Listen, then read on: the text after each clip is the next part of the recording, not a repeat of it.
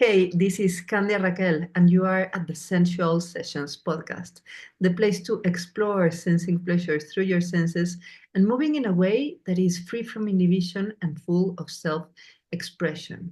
Make sure to get these episodes delivered weekly on your inbox, subscribing on my website, candiaraquel, my name, .com, which is www.candiaraquel.com. And today we have a very special guest. This is Lavinia Plonka. She's been with us since the very beginning. She had faith in me recording one of the very first episodes of the Sensual Sessions podcast. She's a Feldenkrais practitioner. She's an artist. She has an amazing background, and this episode is like about the glory of bliss, the highest expression of pleasure, and I am very excited to ask her everything about it. Thank you, Lavinia, for being here.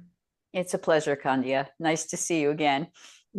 So tell us, what about prayer? What is prayer? Oh, that's a really good question to start with. I don't know. Are you familiar with Meister Eckhart? He was a philosopher during the Middle Ages, and he once said, "True prayer is knowing." True knowing. is knowing. So I already, when I'm praying, there's something that wants to connect with a higher intelligence, a higher knowing, and that's the moment where true prayer takes place. That doesn't mean that there's a whole lot of other things we do, like beg and plead and hope, but those are moments of not knowing, right? Those are moments where I'm not trusting that what I am beseeching is going to come to me.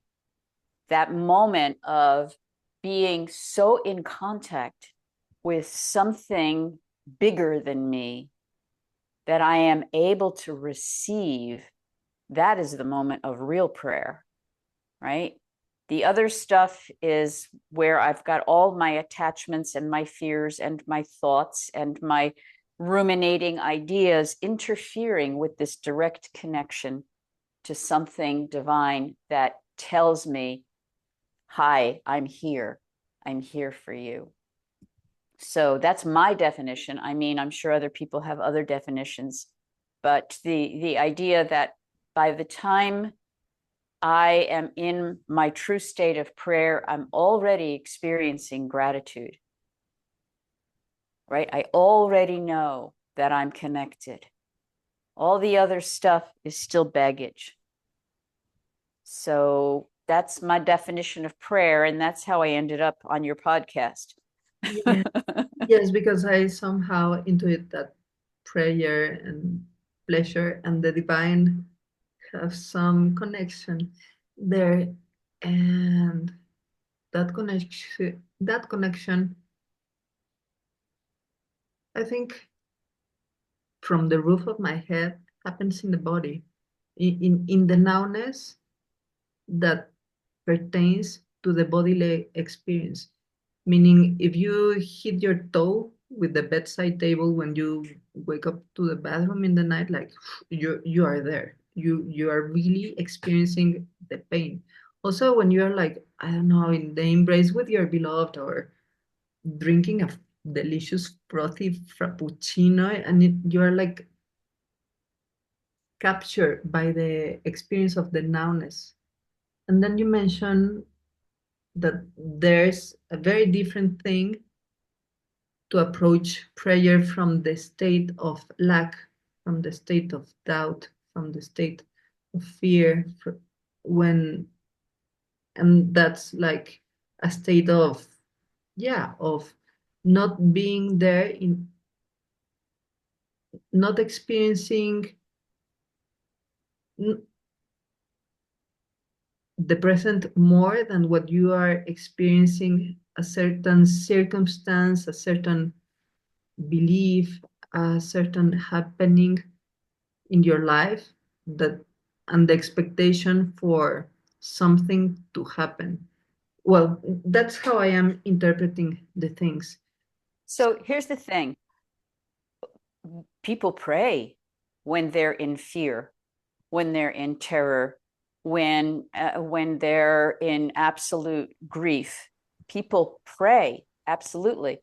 But what we're talking about in this podcast is the relationship of, as you call it, bliss or pleasure, or that sense of glorious embodiment. So there's different aspects to the actual act of prayer. All of the, when we, I'm going to just stand up and I'll probably get lost off camera. But when a person, okay, so when a person falls to their knees, I mean, that is embodiment, right? But you can fall to your knees because you're terrified and you're frightened and you're begging, and you've lowered yourself in that way. Or you can fall to your knees because you are in shock and awe and receiving the gloriousness of something within you. So in both cases, I have been I've lost my ability to maintain my erectness, but the difference is coming in the emotion that I'm containing. So if you're wanting, as you put it, ecstasy, that is one experience of allowing myself in that position, versus beating the floor and feeling desperate. That is not bliss. So since this is About sensuality podcast, yeah, terror, fear, and grief are not sensual. They might be embodied. I can be the embodiment of grief, but I'm not feeling the joy or the expansion that comes from receiving something from the divine. Perhaps you could say that one is beseeching, but the other one is receiving. Yeah, one is beseeching and another is receiving. And wow, because I think, at least myself, I am very good for doing and asking for and even giving. But at the moment of receiving, I feel challenged. I feel there's it would seem that it's easy and passive to receive, but it has a very strong component of trust and surrender, and the knowing and the background knowing that allows for that trust to happen. Because, like, to receive, even if it's from the divine, it requires a certain opening, and that includes like trusting and believing that you're gonna receive something.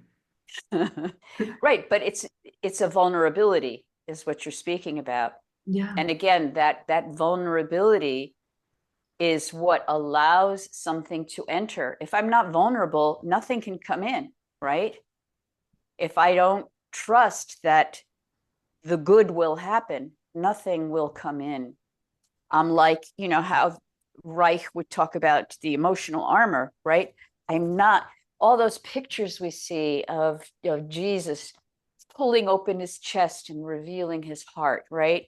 To me, that is just the perfect example, of what they call agape, right? That whole feeling of unconditional love, opening, I'm giving you my heart. That is a trust that we need to find if we want to receive from the divine. And that's what the Sufis talk about all the time, this idea of surrendering in that way. And I feel that's an expression of courage, to open and often offer your heart. Or Or is it a requirement to be 100% free from fear? That's a really good question.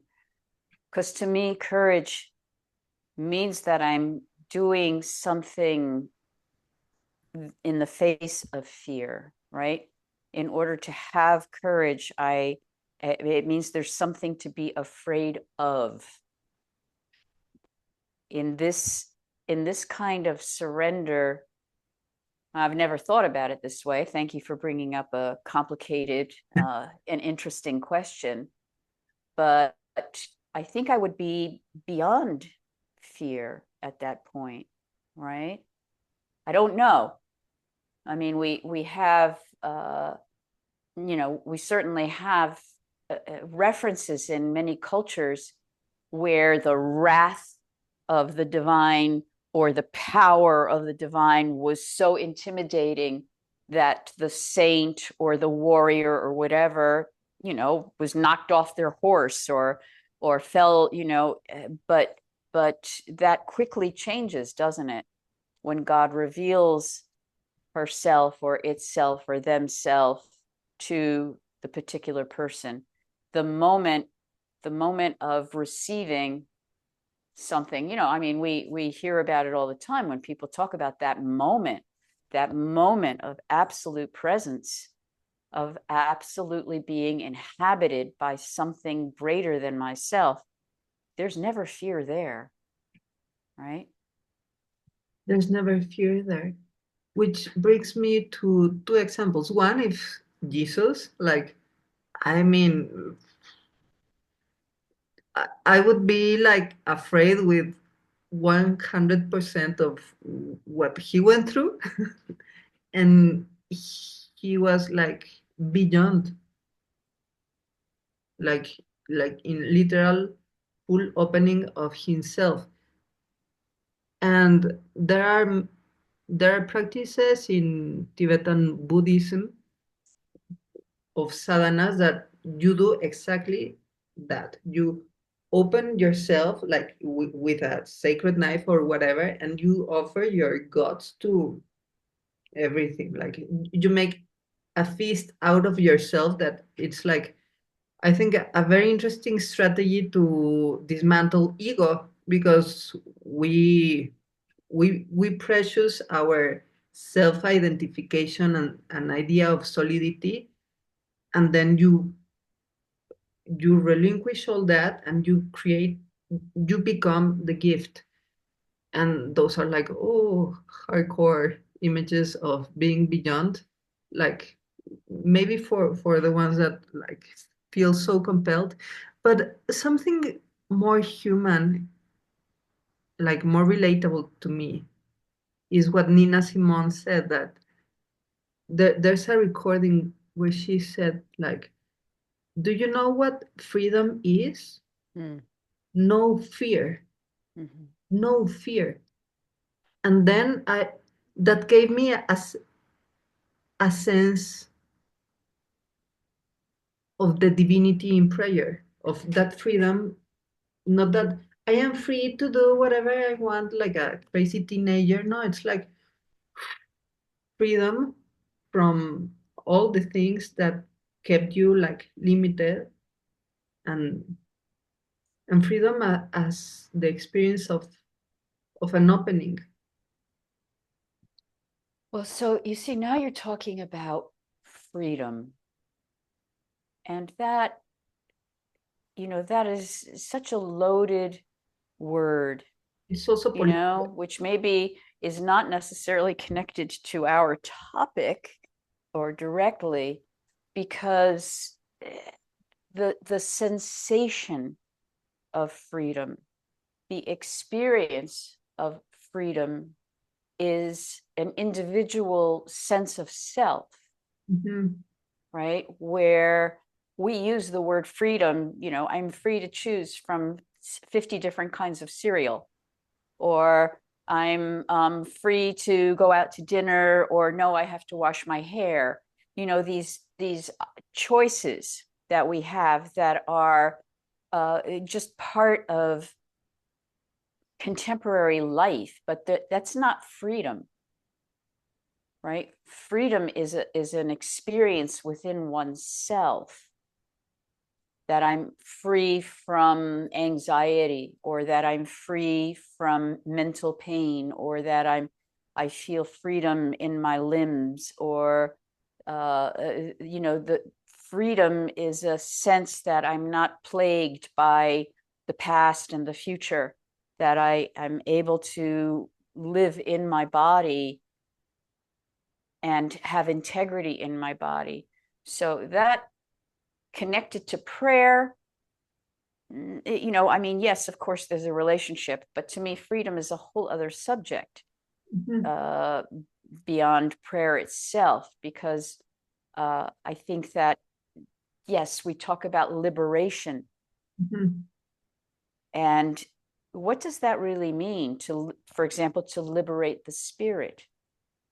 We talk about that in ourselves. I feel liberated. You go to a week-long silent retreat and you come out and you feel liberated. And, it lasts for about an hour, and then you get in a traffic jam on the way home and the liberation is over. So what actually takes place in that experience of myself when I can come to myself?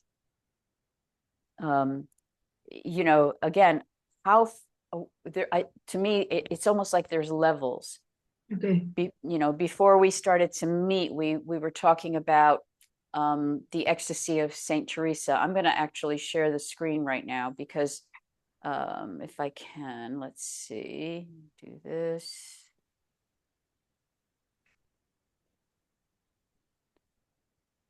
So, this is a very famous sculpture called the Ecstasy of Saint Teresa. And when it was made, it was considered extremely controversial, because the look on her face and the way she's exposing herself, some people interpreted as almost like a sexual ecstasy, because we don't want to necessarily look at that level of surrender as something that can happen in relationship to the divine. But if we just, and I really wish I had a way to zoom in on her, but there's a couple of things that, give that impression.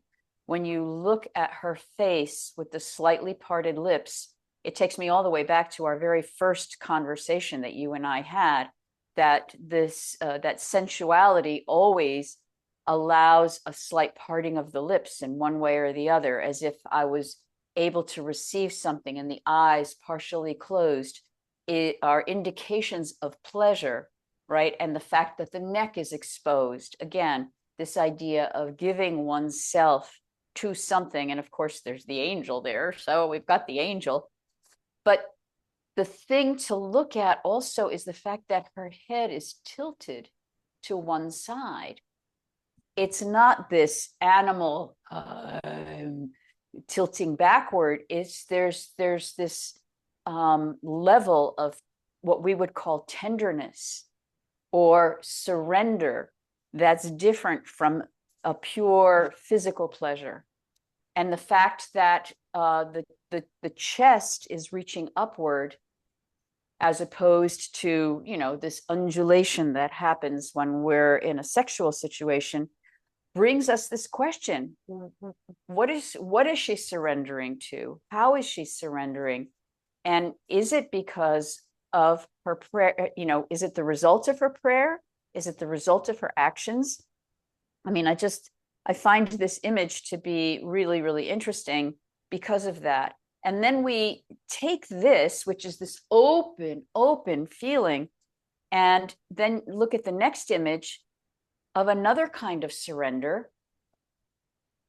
And again, this could be, as you put it, a fear, a desperation, but also this level of bringing myself down to the earth, of connecting myself to the earth as I commune with something, can also be a blissful experience, when I let it all go, when I give myself up to something.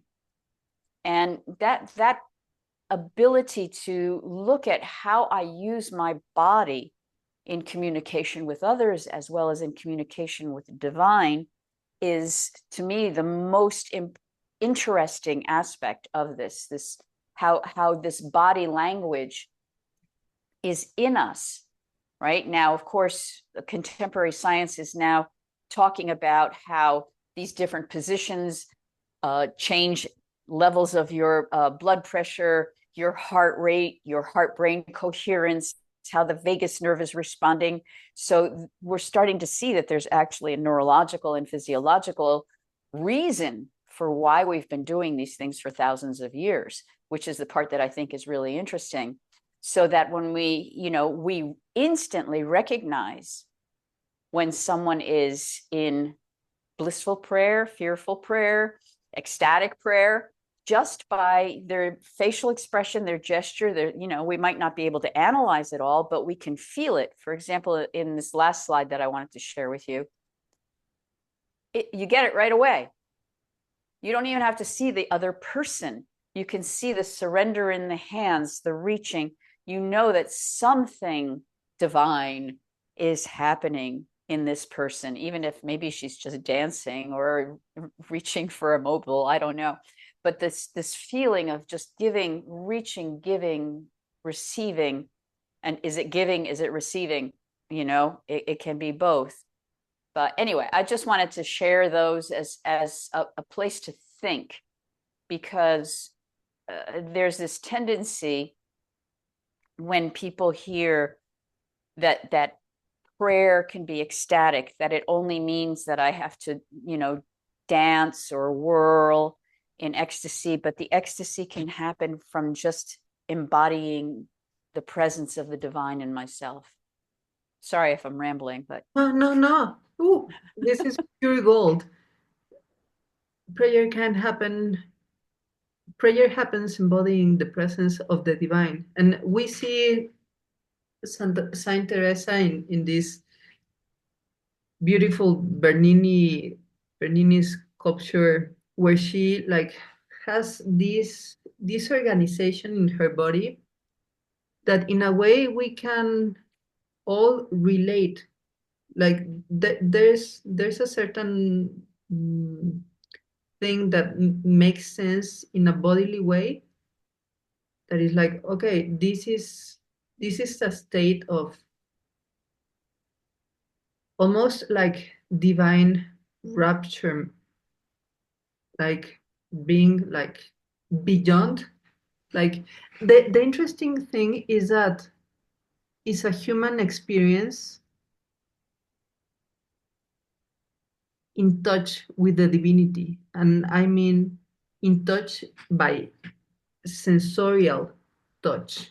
So it's not like, oh, it's your, like the body is like disposable, and what is worthy in you is just your spirit or your soul. And what we see in all the images is the embodiment of the divine in us, and welcoming like the divinity. And when you say that she had, Saint Teresa had her head tilted to one side and she was exposing the neck, there's a tenderness to it. It's not just animal rapture, though it's actually as sincere as animal rapture. And it reminded me of Martha Graham's words saying, present your gaze and give your neck. Like, if you're there to dance with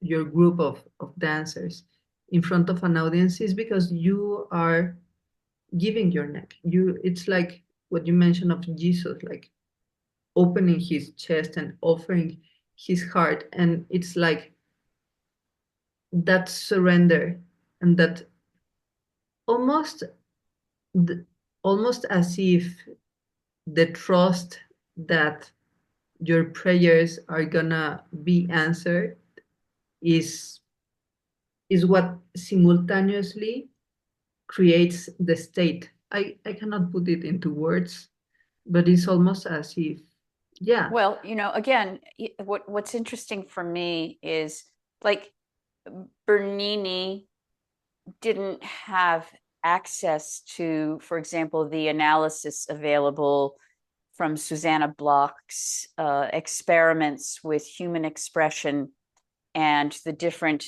basic emotions, or he didn't have Paul Ekman's facial analysis in order to say this is tenderness, this is ecstasy, this is sensuality. It was an intuitive knowledge that humans have had for thousands of years, right? I mean, Francois Delsarte in the 19th century said that this tilted head position, right, is tender regard. He called it tender regard. And he talked about this as ecstasy. This was ecstasy, right? And then this was surrender. So this is 1800s. People were analyzing, and I think Bernini's sculpture came right around there. So maybe he was influenced, but the point is that now we have all of these video analyses that tell us what we're feeling. But we know this. You see a picture of Kali, what Yeah. she is experiencing, right? We know that. We can feel it through all of us. Of course, I mean, the whole Hindu culture and the Natya Shastra, the traditional rasas came from India, right? Thousands of years ago, the 9 basic expressions of emotion and facial expressions and all that. And those rasas were embodied in the images of the gods. So sorry, I'm getting carried away there, but just wanted to point out that it's not just, Western religion. It's in all of the religions in one way or another.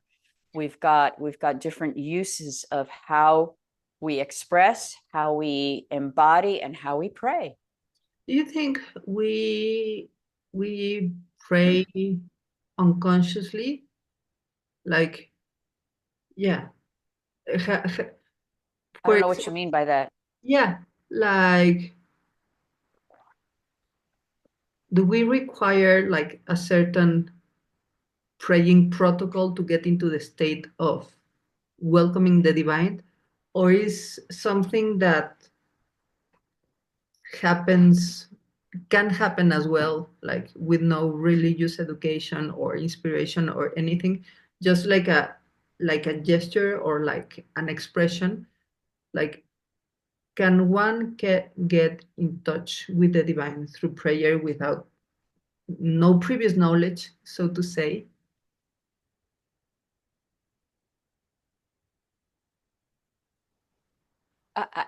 I feel that the act of prayer has intention behind it. Okay. However, I suppose that one could have a spontaneous experience of being touched by the divine without having a request or a schedule or a posture. I could, for example, I'm sure people have had this experience of suddenly seeing a sunset or coming across, a bird flying through the sky and suddenly feeling the same kind of connection with the divine that feels like a gift. See, to me, that feels more like grace. Yes. The reception of something that connects me with, and is that, again, is that a nervous system response? Is that something like where my vagus nerve is just going, I don't know. I'm sure that they have been doing, putting Fitbits on monks or something to see what's going on inside of them. But, that to me is not necessarily prayer. To me, prayer is something intentional. Even if it's in a moment, I'll say, okay, I'm just going to pray. There's an act to it. Yes. Question fully answered. So one last question before I ask you for a little, I don't know, prayer tip. When did you discover prayer? Like, oh, this is real. Oh my God. Oh my God. I can't believe I just said, oh my God. So I was raised Catholic and I went to Catholic school. And, I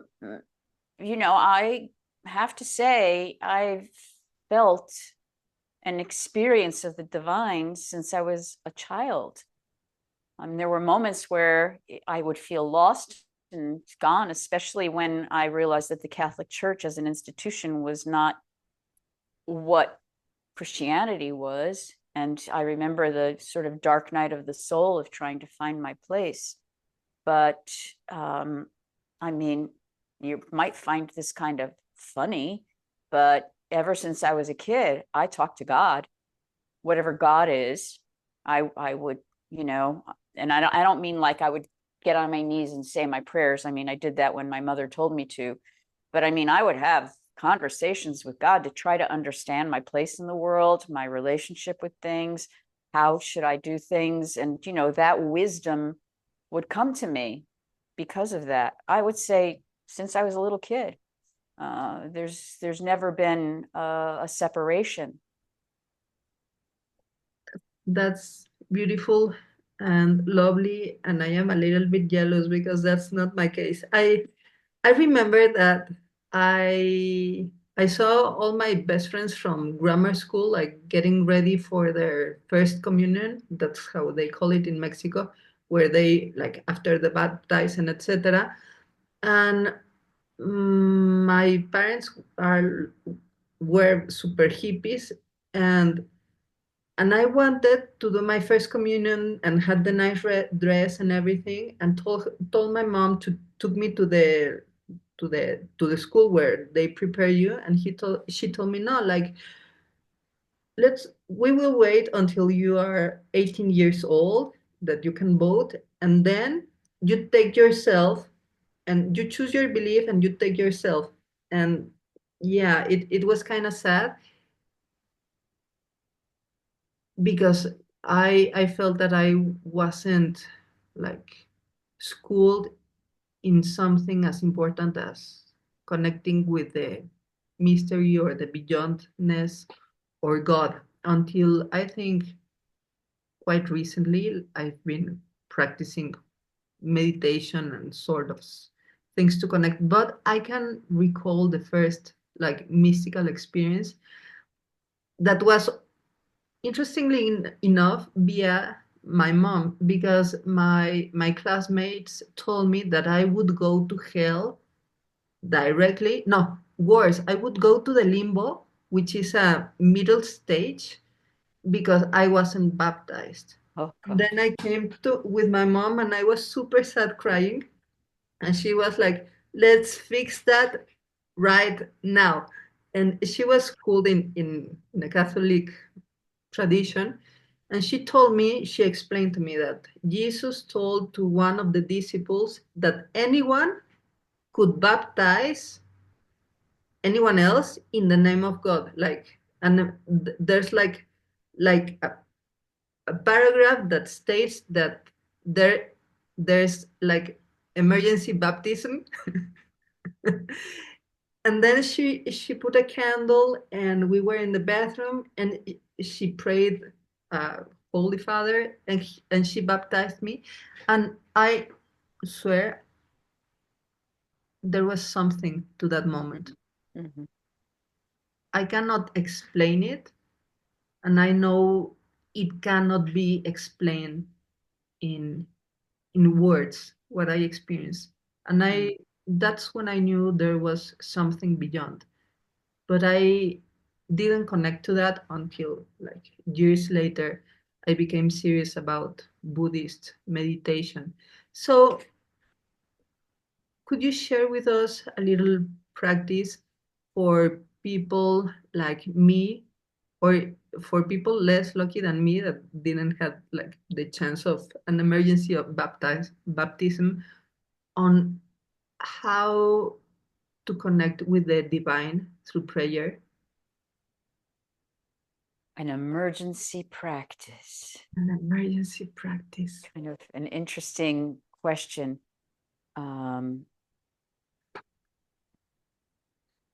So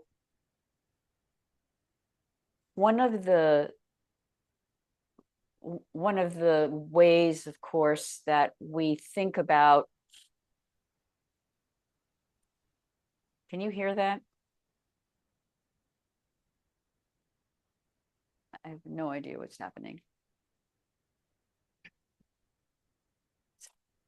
It's all good now. Okay. So one of the, I mean, there's so many questions that you brought up just within that. But one of the things that has always interested me is the connection between my heart, my arms, and my hands. And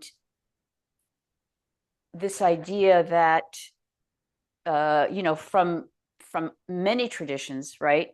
Your heart center, your heart chakra, right? However you want to put it, your middle dantian, all of those kind of move energetically into the shoulders and then come out our arms in terms of our expression, right? So when I express my emotions coming from my heart and out my hands, I am so sorry, my computer is not shutting off. But I don't hear it. I thought that you were saying about the birds chirping outside my window. Oh, no. So anyway, hold on one second. I think I got it now. You want to stay present, and life comes and does other things to you.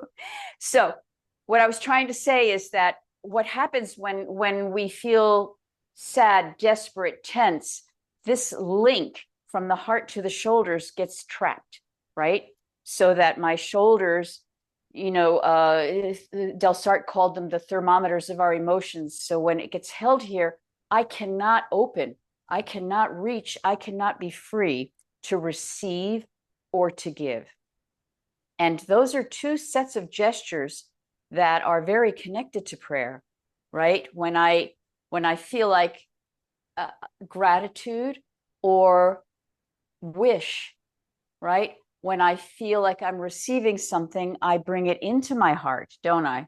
I mean, when I thank you, or I want to bring it in here. And that's also connected to my breathing, because your lungs and your heart are constantly speaking together. So I'm looking at the physiology of prayer as well as what can support me as I go to pray. So if a person, for example, feels like, oh gosh, I really want to connect to something and receive something through the power of something coming into my hands, but my shoulders are like this, it can't happen. It's not going to happen. So I need to first connect with my breath and find that easeful breath, which I'm sure many of your guests have gone into. Then I need to sense what's happening in the shoulder area. And if that involves a few moments of just raising the shoulders, intentionally holding them there, and then letting them come down so that I can feel how the shoulders, the ribs, and everything are connected. And then taking the hands and bringing my hands into the universal position of prayer, right? Which is also a neurological link, right? I'm bringing right and left brain together. I'm bringing my thoughts together. I'm breathing into my experience of my hands connecting to my heart. And then I open. And you can almost feel it in your hands, right? When you open your hands, that something can come in or something can go out. prayer is both giving and receiving. Yes. You know, I am feeling it. Giving and receiving. And that's exactly what the heart does. Exactly. It gives the venous blood, and then the oxygenated blood comes out. And I could feel like the moment where I brought my hands together, like something happens. Like, It does. yeah, Well, of course, we know from like Tai Chi and everything else that there's a force, there's a field here, right?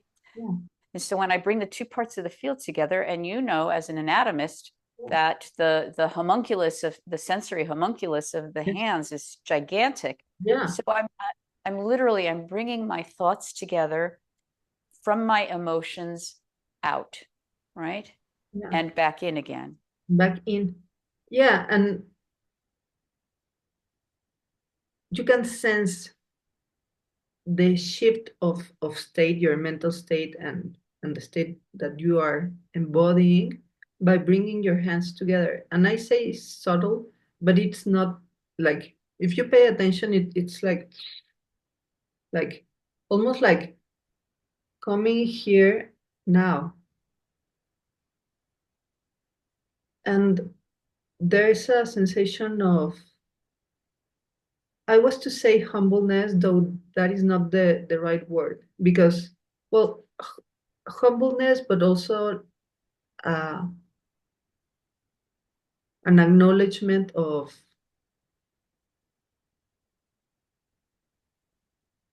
I would say, maybe a divine pride, like, because sometimes humbleness is like, oh no, I am a cockroach. But no, it's the humbleness of, there's something beyond. And also like the divine pride in knowing that it's me and I am doing this because, yeah, it So, you know, makes me the humility, sensation of right? communion. Humility comes from the chest again and the head, right? So my humility is here, which is different than here. You can feel the difference. So when you were saying, you know, well, see, when you go up that high, then it's already, I'm already beseeching, right? Yeah, But finding that place that you called it divine pride, right? That's sort of, I'm connected. yeah, I'm connected. And here it's like, I know you're bigger than me, and I accept that. It's not abasement, like you said, I'm a cockroach. That's like, oh God, please forgive me. That's yeah, already, then I'm not connected. But exactly. right here, you know, I'm willing to receive, and I'm willing to communicate with you, right? This and from the perspective of the spine, flexion and extension, right? Yeah, Flexion and extension. And how is that related to the movement in the nervous system, right? You got your sensory and your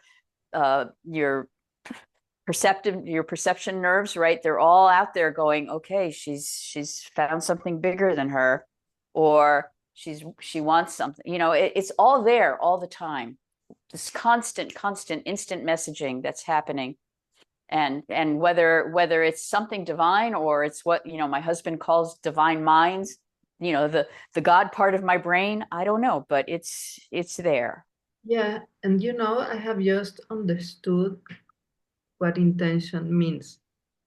I knew it, like, of course, from the dictionary, but I felt that I have embodied the meaning, because I had an idea that prayer was a passive thing, and it would seem passive, but it's not, because you are fully there in the intention.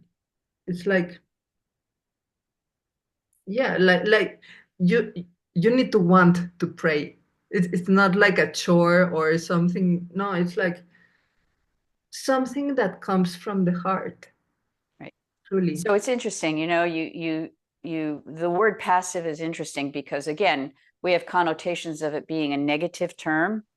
And there's this teacher in the Gurdjieff tradition, her name was Jean de Salzman, and she said that to come in contact with this higher being energy, I have to learn how to be actively passive. Yeah. This idea that I have an intentionality, I am doing something, but I also have to be willing to receive and wait and not try to push, right? How can I be actively passive? Maybe we should leave it right there as a question for everyone. Yeah, that's the goal. How to be actively passive, willing to receive and wait and not push, but right. Have the wish. have the wish, have the brimming wish. Mm-hmm. Thank you so much, Lavinia. Oh, my pleasure. I mean, really, a Insightful, lot to think about. yeah, and I can feel my heart. This is beautiful and very practical. So tell us, how can we learn more about prayer with you? Well, interestingly, I will be teaching a course for the Shift Network in June. And it's a 7-week course. And every week we're going to look at a different aspect of the embodiment of prayer using Feldenkrais awareness through movement lessons that are physiological, right? Grounded in the experience of myself, but then looking at different traditions and how the same movements are relevant to prayer.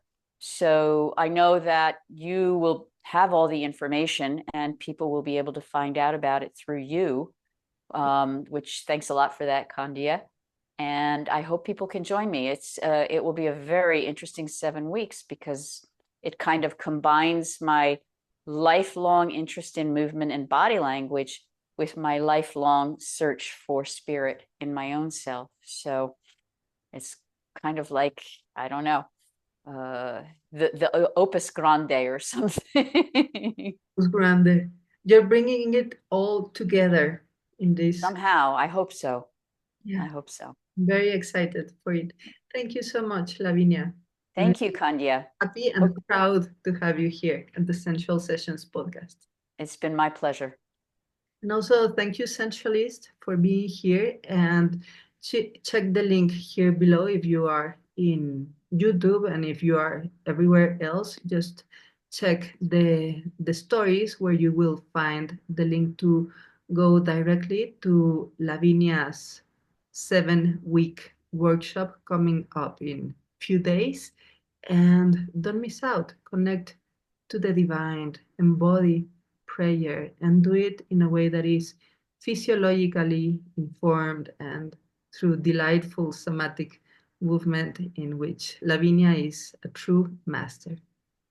And also, if you haven't already, go grab the free guide to awaken sensuality at my website, which is my name, candiaraquel.com, www.candiaraquel. Until next time, remember to sense your fire so you can share the flame.